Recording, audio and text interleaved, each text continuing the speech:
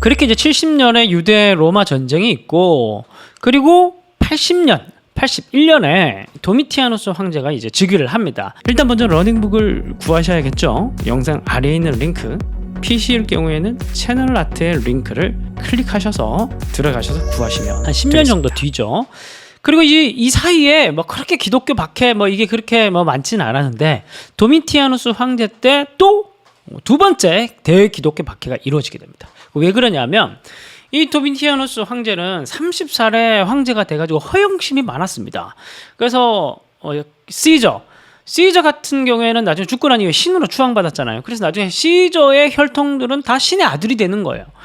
그 신의 혈통이 되는 겁니다. 그래서 이 도미티아누스는 그냥 뭐 그 전에 다른 황제들은 막 그렇게 검소하기도 하고 막 그렇게 이런 데 관심이 없었어요. 자기를 추앙받는데. 근데 이 사람은 젊기도 하고 뭐 그러다 보니까 허영심이 있어가지고 자기를 완전히 신격화하는데, 단순히 권면하고 그래 막 자발적으로 신전을 짓고 향불을 피우고 뭐 이런 것들을 그래 막 잘한다, 잘 보이려고 어차피 속주에서 그렇게 하니까 뭐 그걸 내버려 두고 그냥 뭐 하는 정도였는데, 이 도미티아누스는 강제합니다. 정책적으로 자기를 숭배하도록 강제를 해요. 내가 싫으니까 반드시 나에게 경배해야 된다.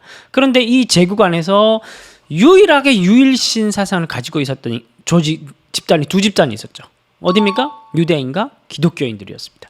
그래서 도미티아누스 황제 때 이 유대인과 기독교인 두 집단에게 같이 박해가 이루어져요. 유대인들에게도 큰 박해가 있었고 기독교인들에게도 큰 박해가 있었습니다.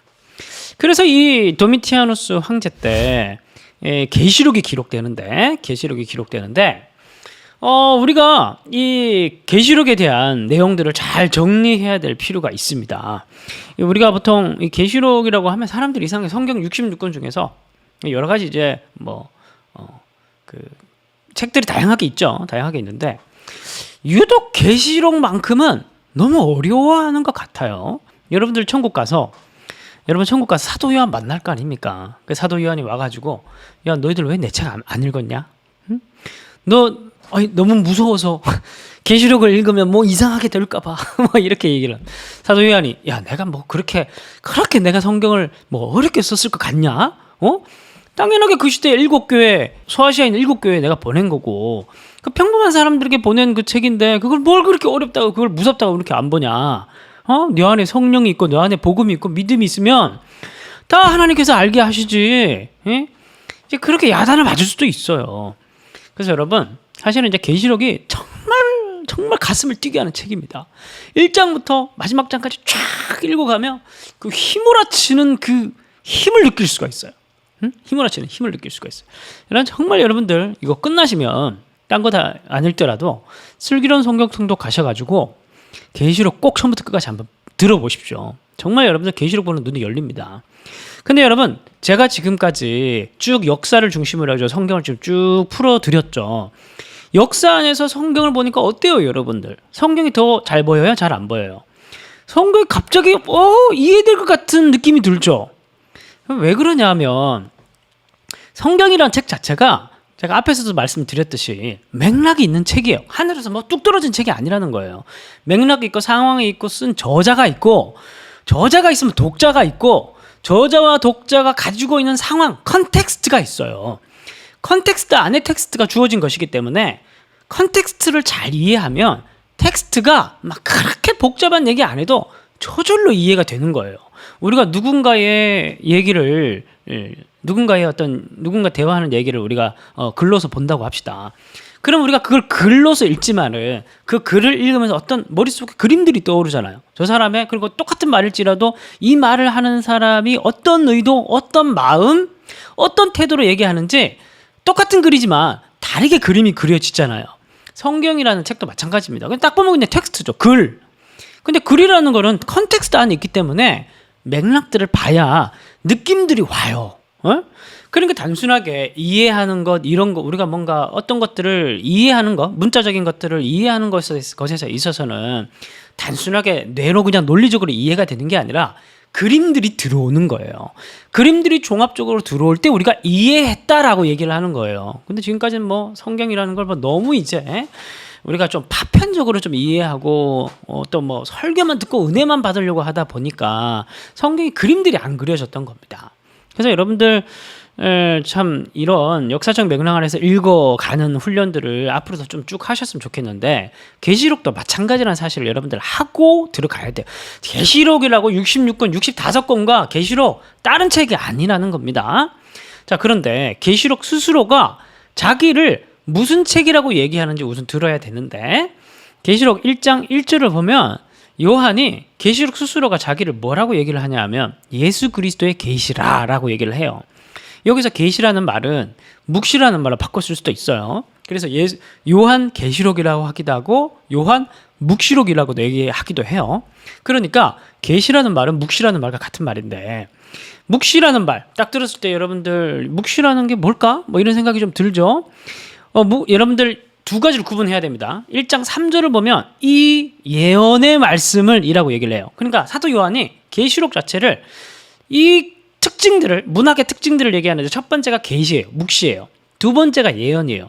여러분들 우리가 지금까지 구약 성경 할 때 예언서를 살펴봤지만 예언, 미리의 자, 말씀언 자. 그래서 먼 미래에 일어나게 될 일들을 미리 얘기하는, 미리 말씀하는 그런 거라고 생각하시면 안 됩니다. 안 돼요.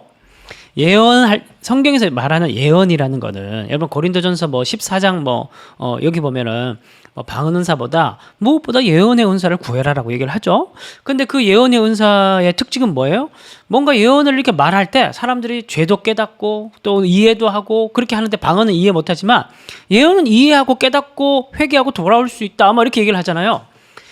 성경 안에서 예언이라는 거를, 예언의 기능이라는 거는 먼 미래에 일어나게 될 일들을 점치고 얘기하는 그런 얘기가 아닌 게 아니라, 그래서 예언의 은사를 받았다고 얘기하는 거는 막 갑자기 유리구슬을 갖다 놓고 만지다 보니까 당신 10년 뒤에 당신 로또에 당첨될 겁니다.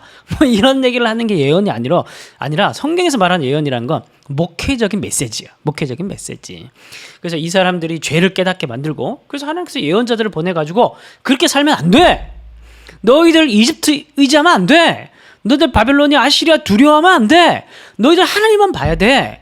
그러면서 비전을 쫙 보여주시죠. 이 비전을 보니까 먼 미래에 있는 걸 보여주는 겁니까? 하늘을 열어가지고 지금 현재 천군 천사가 하나님 곁에 둘러싸가지고 찬양하고 예배하고 있는 모습들을 보여주는 게 그게 미래에 있는 이야기입니까?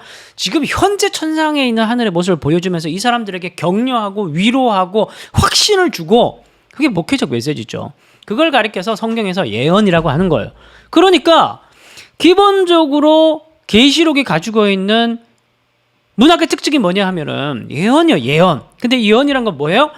이제 로마의 박해 아래에 있었던 도미티아누스 황제 박해 아래에 있었던 소아시아의 7교회 성도들이 막 배교하고 두려워하고 막 그렇게 하고 있었다는 겁니다. 그들에게 너희들 두려워하지 마라.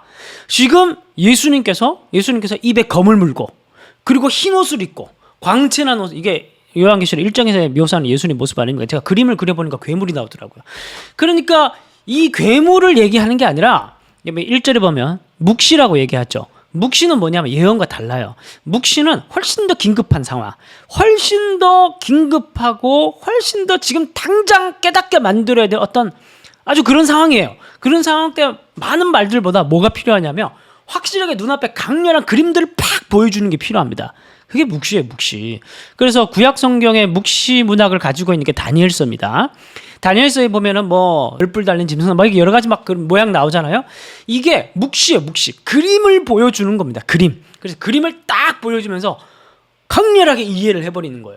그러니까 계시록은 이 두 가지 특징을 같이 있는 겁니다. 지금 당장 로마의 핍박 아래 지금 당장 배교할까? 내 목숨을 지켜야 되는데 끌려가면 고문당하는데 사자밥으로 던져지는데 그렇게 고민하고 그렇게 걱정하고 있던 이 소아시아 사람들에게 그림으로 딱 보여주는 거예요. 입에 검을 물고 화려한 광채 나는 빛나는 옷을 입고 여전히 통치하고 살아계시는 예수님의 왕 되신 예수님의 모습을 1장에서 쫙 보여주는 거죠. 이게 뭐예요? 묵시 문학의 특징.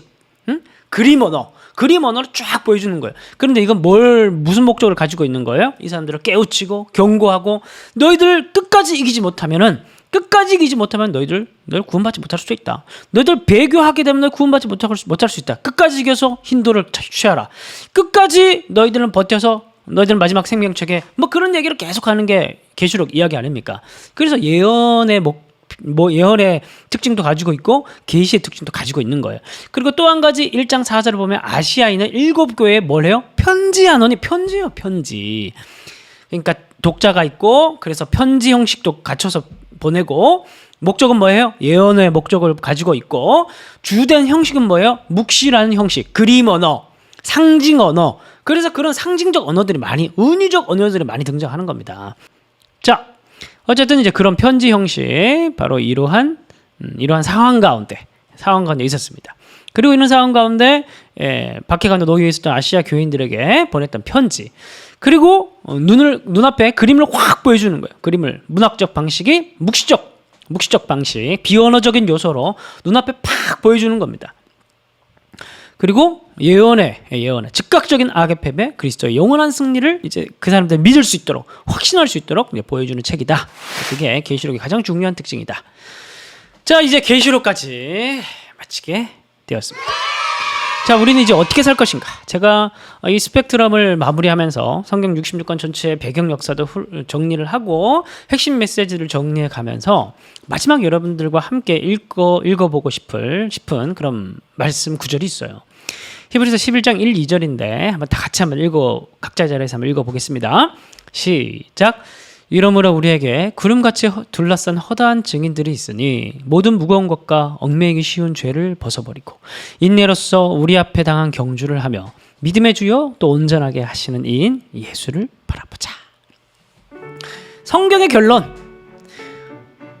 허다하게 이 수천 년의 기간 동안에 정말 예수님의 복음 때문에 또 하나님 나라를 정말 바라보면서 많은 정말 복음을 위해 살아갔던 많은 증인들이 있다. 한두 명이 아니야. 수백 명도 아니야. 수천 명도 아니야.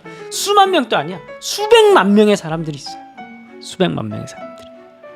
어찌 믿지 않을 수가 있겠습니까?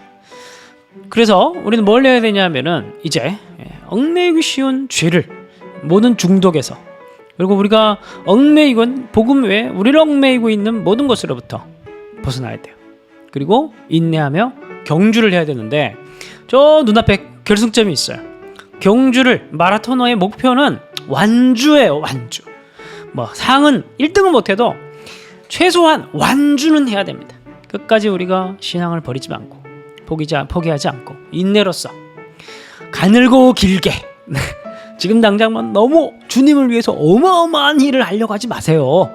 그러면은 힘들어요. 힘들고 괴롭습니다. 또 오히려 시험 들고 막 그럽니다. 가늘고 길게 끝까지 결승점을 바라보면서 또 가장 중요한 건 뭐예요? 결승점은 뭐예요? 바로 예수님을 직접 만나는 거.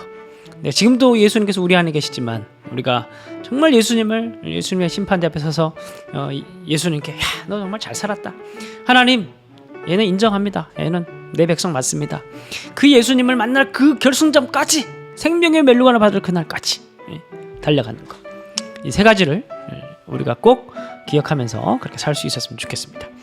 계시록 21장 1절에서 22장 5절까지 여러분 끝난 거 아닙니다. 이번 주간에 꼭 필사적으로 마지막 부분, 계시록의 마지막 부분, 우리의 심장을 뛰게 만드는, 우리 영혼의 심장을 뛰게 만드는 승리의 마지막 하나님 나라에 대한 이야기, 계시록 마지막 부분은 꼭 필사를 하시기를 바라고, 그리고 필수 통독 양이 많지 않습니다. 디모데후서, 베드로전서 많지 않아요.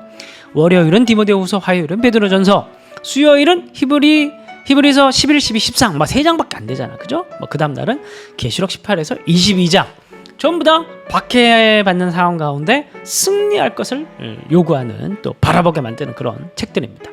꼭 마지막까지 잘 하셨으면 좋겠습니다. 끝! 수고하셨습니다.